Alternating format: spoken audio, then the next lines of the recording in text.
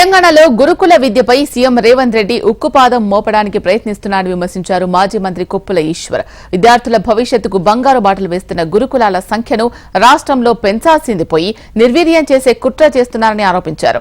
గురుకుల విద్యను నాశనం చేయాలి అనే ప్రయత్నాలను సహించేది లేదు అన్నారు కొప్పుల ఈశ్వర్. గురుకులాల్లో చదువుతున్న విద్యార్థుల్లో మానవ సంబంధాలు దెబ్బతింటున్నాయని మాట్లాడడం హాస్యాస్పదమన్నారు.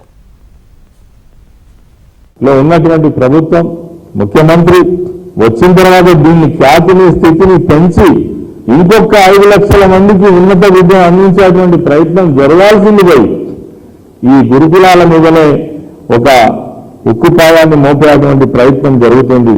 ఇది మేము ప్రజలకు ఖచ్చితంగా దీన్ని అర్థం చేసుకోవాలని చెప్తా ఉన్నాం. అదేవిధంగా ఇంకొక మాట నేను చెప్తున్నా, ఈ ముఖ్యమంత్రి గారు మాట్లాడినటువంటి మాటకు అర్థం లేదని కూడా నేను చెప్తా ఉన్నా. ఎందుకంటే మానవ సంబంధాలు పెద్ద దెబ్బతింటుంది అని ఒక అధ్యయనంలో తెలిసిందని చెప్పినటువంటి ముఖ్యమంత్రి గారు ప్రజలు దీనిపైన ఏ విధంగా స్పందిస్తుందో కూడా ఒకసారి ఆలోచన చేయండి.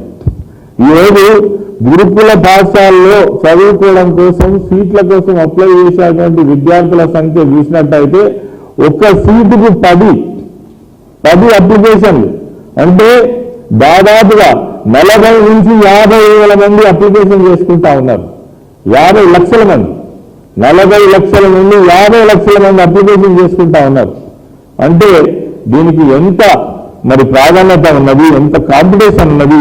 దీన్ని పెంచాల్సినటువంటి ఆలోచన ఇవ్వాల్సినటువంటి ప్రభుత్వం ముఖ్యమంత్రి దీన్ని ఈ నివేదిక పేరిట, ఈ అధ్యయనం పేరిట మరి పేద ప్రజలకు అందేటువంటి గొప్ప ఈ గురుకుల విద్యను నాశనం చేసేటువంటి ఒక ప్రయత్నం కుట్ర జరుగుతుంది.